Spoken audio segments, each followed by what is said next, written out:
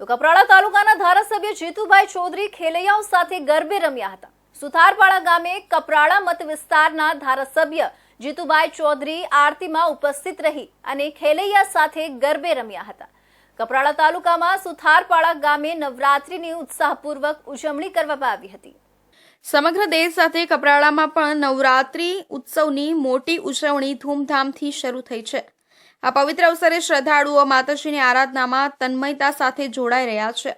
કપરાડા તાલુકાના અનેક વિસ્તારમાં ગરબા કાર્યક્રમનું આયોજન કરવામાં આવ્યું છે, જેમાં બધી વયના લોકો ઉત્સાહભેર ભાગ લઈ રહ્યા છે। નવરાત્રી દરમિયાન શહેરના પ્રખ્યાત પંડાલોમાં માતાજીના વિશાળ મંડપો સ્થાપિત કરવામાં આવ્યા છે, જ્યાં ભક્તો માતાજીના દર્શન કરવા મોટી સંખ્યામાં ઉમટી રહ્યા છે।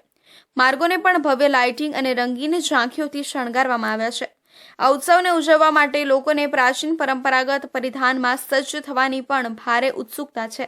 આજના માતાજીના ત્રીજા નવરાત્રાની અંદર સુથારપાડા વિસ્તાર એટલે અમારા મહારાષ્ટ્ર બોર્ડર પર આવેલું સુથારપાડા, એ સુથારપાડાની અંદર સમગ્ર આખા વિસ્તારના તમામ લોકો, મા બહેન દીકરીઓ, સમગ્ર સર્જનો સન્નારીઓ બધા જ આવીને માતાજીની આરાધના કરી અને માતાજીના ગરબામાં ભાગ લઈ રહ્યા છે। ત્યારે આજે કપરાડા વિસ્તારનું છેલ્લું અમારું સેન્ટર કે જેને અમે સુથારપાડા એટલે મહારાષ્ટ્રના બોર્ડર પર આવ્યો અને સમગ્ર સમાજ, અમારો આદિવાસી સમાજ, એ પણ માતાજીની એટલી જ શ્રદ્ધા એમનામાં પણ હોય છે। સાંજથી મોડી રાત્રે સુધી ચાલતા ગરબા રાસમાં યુવાનો, મહિલાઓ અને બાળકો શ્રદ્ધા અને આનંદ સાથે ભાગ લઈ રહ્યા છે।